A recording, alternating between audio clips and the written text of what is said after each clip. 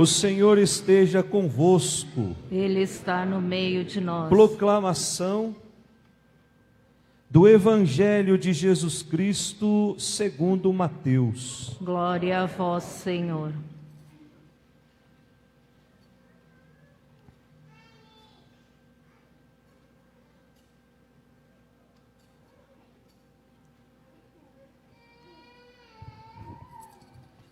Naquele tempo, vendo Jesus as multidões, subiu ao monte e sentou-se. Os discípulos aproximaram-se e Jesus começou a ensiná-los. Bem-aventurados os pobres em espírito, porque deles é o reino dos céus. Bem-aventurados os aflitos, porque serão consolados. Bem-aventurados os mansos, porque possuirão a terra. Bem-aventurados os que têm fome e sede de justiça, porque serão saciados. Bem-aventurados os misericordiosos, porque alcançarão misericórdia. Bem-aventurados os puros de coração, porque verão a Deus. Bem-aventurados os que promovem a paz, porque serão chamados filhos de Deus. Bem-aventurados os que são perseguidos por causa da justiça, porque deles é o reino dos céus. Bem-aventurados sois vós, quando vos injuriarem e perseguirem, e mentindo disserem todo tipo de mal contra vós, por causa de mim. Alegrai-vos e exultai, porque será grande a vossa recompensa nos céus. Palavra da salvação. Glória a vós, Senhor.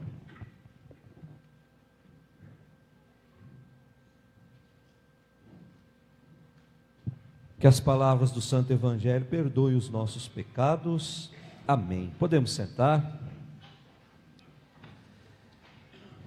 Caríssimos irmãos que nos acompanham pelas redes sociais, a igreja nos convida hoje a celebrarmos a festa ou a solenidade de todos os santos. Mas antes de começarmos a fazer a reflexão dessas 3 leituras que nos foram propostas, nós vamos tentar esclarecer o que são ou quem são esses santos que nós estamos celebrando hoje. É certo que ao longo de toda a palavra de Deus, existe ali um convite a cada um de nós, a experimentarmos a santidade de Deus. Sede santos, porque eu sou santo. Então é um convite do próprio Deus feito a cada um de nós. Nós precisamos passar por esse mundo e deixar rastros de santidade. Porque depois, lá, junto do Pai, nós vamos poder olhar para aqueles que estão aqui embaixo. É aquilo que nós chamamos na igreja de intercessão. Os santos são aqueles que intercedem por nós lá junto de Deus. Aí nós temos a palavra dos nossos irmãos evangélicos, né, que estufam o peito para dizer que santo não intercede por ninguém. Então vamos partir de um raciocínio lógico. Se a palavra de Deus nos convida a sermos santos, se o próprio Deus faz esse convite a cada um de nós, nós precisamos ser santos. Quando nós fechamos os olhos para esse mundo, para onde que a gente vai? Se não para lá, junto de Deus, se não para o céu. O destino dos santos é o céu. E estando lá no céu, junto com Deus, quem é que vai nos proibir de soprar lá no ouvido de Deus e dizer: olha pelo meu marido que ficou lá embaixo, olha pela minha família que está passando por dificuldades lá na terra, olhe pela minha irmã, pelo meu irmão que está com problema de saúde lá na terra. Isso é intercessão, gente. Os santos junto de Deus têm essa autoridade de chegar junto de Deus e soprar no ouvido de Deus: olha por aqueles que eu amo e que ainda estão lá embaixo na terra. É essa a função dos santos na liturgia que nós estamos celebrando hoje. Aqueles que passaram por esse mundo, viveram uma santidade, se aproximaram do Evangelho com uma vida santa, com uma vida justa, com uma vida reta, e agora gozam da alegria de estar juntinho de Deus. E estando lá, intercedem por todos nós. Cada um de nós tem o seu santo de devoção. E esse hoje está lá junto de Deus, intercedendo por nós. Portanto, não tenham medo de pedir hoje para o seu santo protetor. Coloque diante do seu santo protetor as suas necessidades e peça, sopre lá no ouvido de Deus, para que Deus possa nos ajudar a enfrentar os desafios desse mundo, que são tantos. Portanto, meus irmãos, a liturgia de hoje nos convida a renovar o nosso compromisso de fidelidade a Deus, de fidelidade ao Evangelho, nosso compromisso de amor a Deus, de amor ao próximo, e a fixar os nossos corações nas coisas do alto, onde se encontra a verdadeira felicidade. Essa primeira leitura que nós ouvimos foi tirada lá do livro do Apocalipse de São João. Nós já estudamos aqui que o livro do Apocalipse foi escrito 80 anos depois de Cristo. Foi escrito por um dos apóstolos, por um dos grandes colaboradores de Jesus, o evangelista São João. E foi escrito numa época em que a igreja estava dando os seus primeiros passos. A igreja de Cristo só tinha 80 anos. Hoje nós estamos com 2020 anos. Mas quando a igreja tinha apenas 80 anos, existia lá uma grande perseguição em torno dessa igreja. Porque o que essa igreja pregava e o que essa igreja vivia ia contra todas as convenções da época. Portanto, a igreja de Cristo era uma ameaça para os donos da religião dessa época. Porque os donos da religião apresentavam um Deus que nós não conhecemos, um Deus justiceiro, um Deus vingativo. E a religião de Cristo apresentava um Deus que era puro amor, um Deus que não olhava para nós a partir dos nossos defeitos, mas a partir da vontade de sermos melhores. Então essa religião começa a ameaçar as estruturas dessa época. E aí se começam a perseguir os seguidores de Jesus. Eu dizia ontem para as crianças, na missa das crianças, nenhum dos 12, com exceção de João, morreu de forma natural. Todos morreram de forma violenta. E na semana nós celebrávamos São Judas Tadeu, que morreu a golpes de machado, porque amava Jesus Cristo, porque fazia questão de dizer da sua experiência com Jesus para todas as pessoas que ele encontrasse pelo caminho. Portanto, o amor a Jesus me leva ao sofrimento, me leva à perseguição. E essa igreja que estava nascendo, ela já nasce perseguida. Nós sabemos da história da igreja, Diocleciano, que desencadeia aquela grande perseguição contra os seguidores de Jesus, inclusive o apóstolo Paulo, que foi um perseguidor da igreja, mas teve uma experiência com o amor e de perseguidor se transformou num grande missionário, num grande apóstolo. Então essa igreja que já nasce perseguida, que nasce hostilizada, que tem os seus membros mortos, estava condenada a desaparecer. Muitos iam morrendo e os outros iam se escondendo, tinham medo de dizer que eram seguidores de Jesus.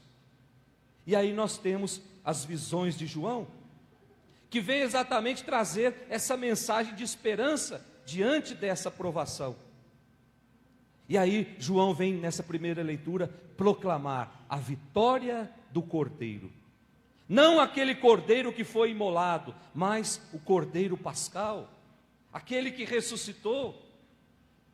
Esse cordeiro que ressuscitou transformou o caminho de morte em caminho de vida para todos aqueles que o seguem. E essa vida nova, ela muitas vezes passa pela experiência do martírio. E aí diz a primeira leitura: porque lavavam as suas vestes no sangue do Cordeiro. Eu dizia para as crianças ontem: como é que a gente pode lavar alguma coisa no sangue e essa roupa ficar limpa? Mas aí a gente lembra de alguns domingos atrás, em que aquele grande banquete, muitas pessoas foram convidadas, e uma estava ali sem as vestes da festa.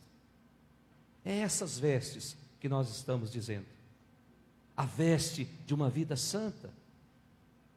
Para participar dessa festa que nós estamos participando hoje, dessa grande ceia, nós estamos sentados em torno de uma mesa, e nessa mesa, daqui a pouquinho, será servido o prato principal, que é o corpo e o sangue, a alma e a divindade do Filho de Deus.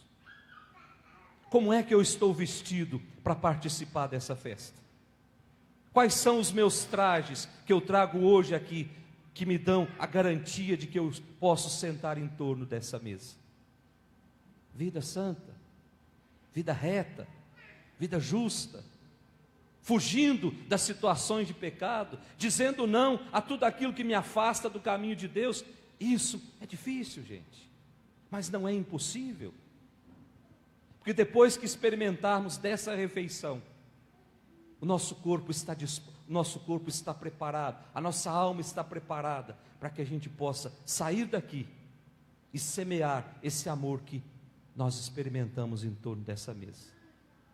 Lavaram as suas vestes no sangue do Cordeiro. E a primeira leitura diz que era uma multidão imensa, que ninguém podia contar, para dizer que santidade não é só para um grupinho de pessoas, santidade é para todos. Uma vida santa não é só para aqueles que vêm à missa todos os dias, é para aqueles também, mas é para aqueles que estão dispostos a entrar nesse caminho. Vida santa é um convite feito para todo mundo.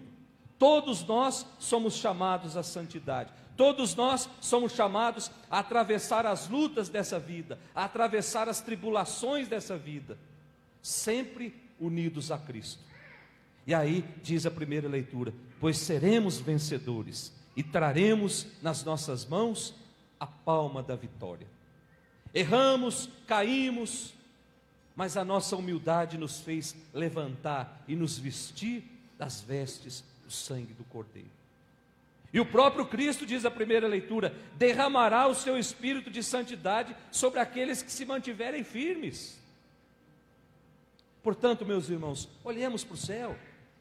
Lá está Pedro, Paulo, estão os mártires, estão os santos, as santas, tantos conhecidos e tantos anônimos, cujos nomes só Deus conhece.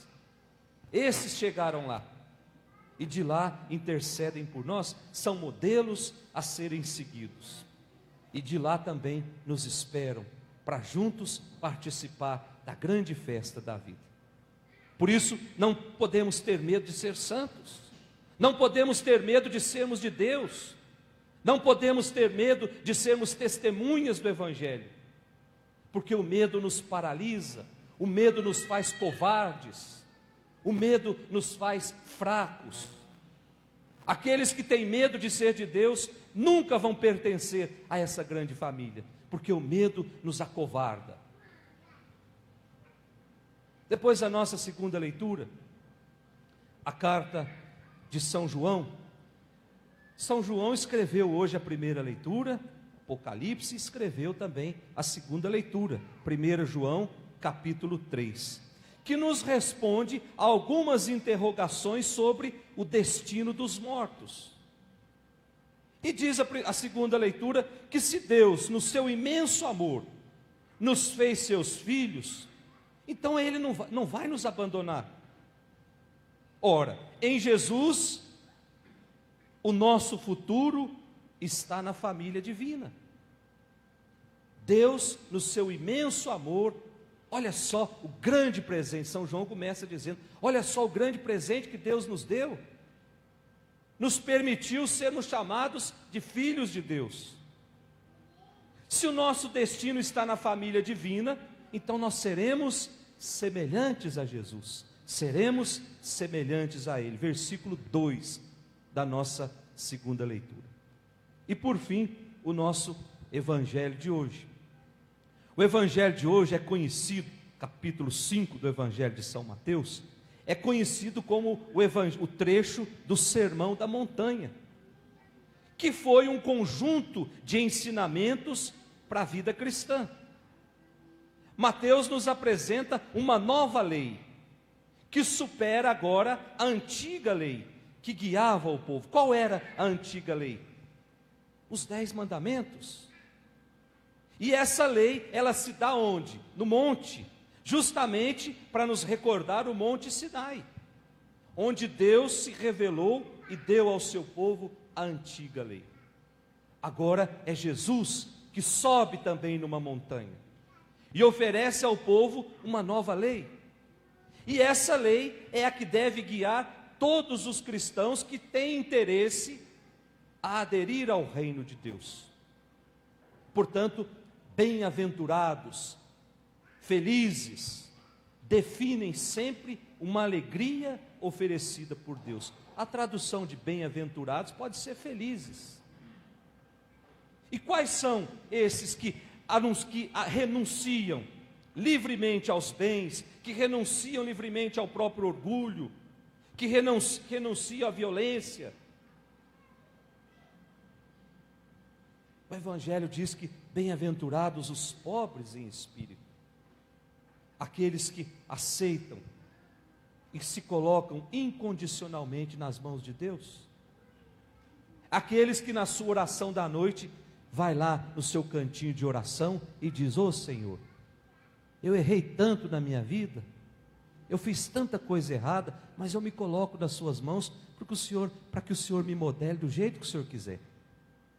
Mas não só em palavras, a oração ela precisa brotar do coração. E essa intimidade com Deus eu vou adquirindo ao longo da minha vida quando eu sou sincero com Ele.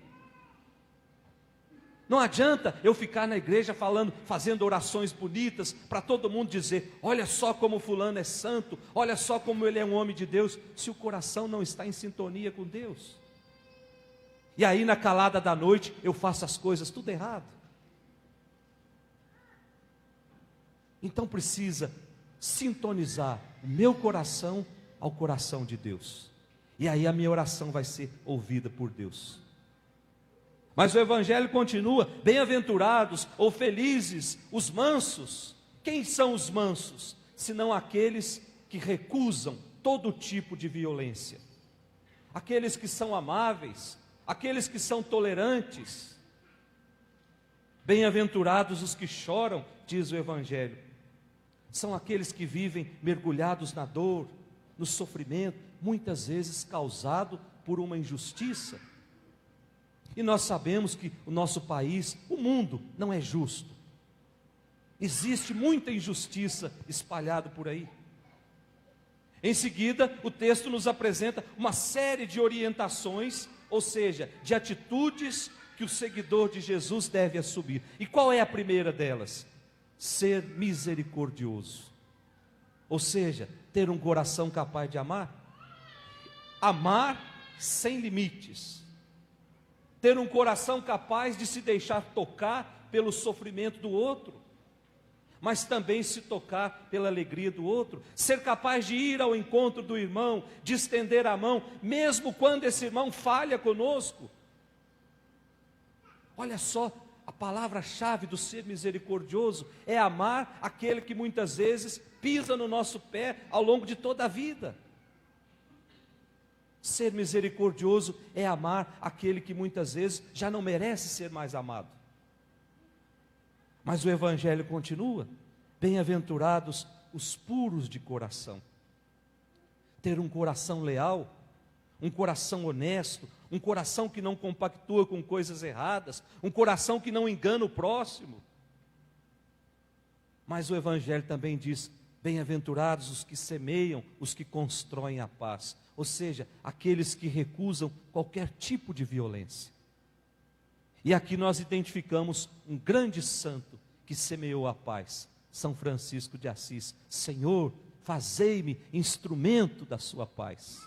Onde tiver ódio, que eu seja capaz de levar a alegria, que eu seja capaz de levar o amor. Onde tiver falta de esperança, que eu seja o fio condutor da esperança. Onde houver tristeza, que eu seja o canal da alegria. Onde houver trevas, que a minha vida seja a luz. Olha que bonito, gente. São Francisco, há 800 anos atrás, já nos ensinava isso. E certamente, tomando algumas atitudes como essa, nós seremos perseguidos por causa da nossa justiça, por causa da nossa vida. E aí a gente lembra, essa semana, lá na França, aquela senhora que todos os dias ia à capela daquela igreja, pedir para Deus lhe dar um dia tranquilo, pedir para Deus abençoar a sua família. Não tinha vergonha de professar a sua fé.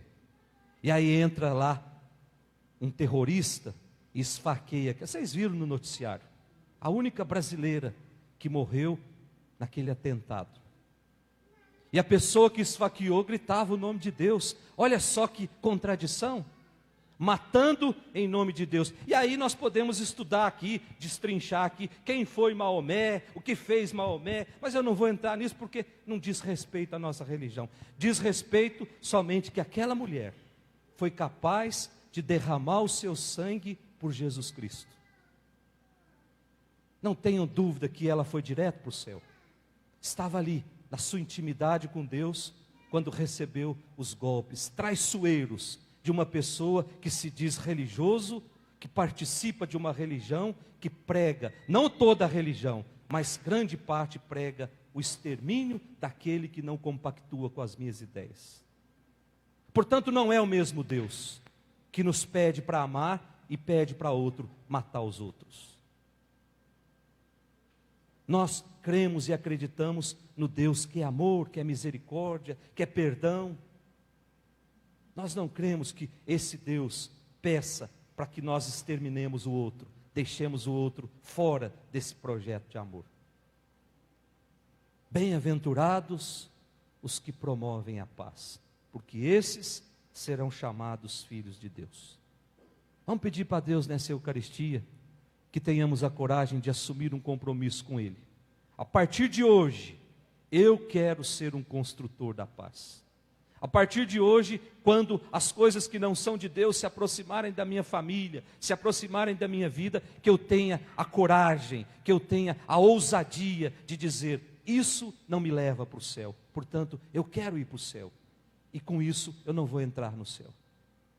Que seja afastada de nós toda a maldade, toda a ira, toda a fofoca, toda a corrupção, todos os maus pensamentos, e assim chegarmos puros lá nessa grande festa no céu, junto com todos os santos. Louvado seja nosso Senhor Jesus Cristo.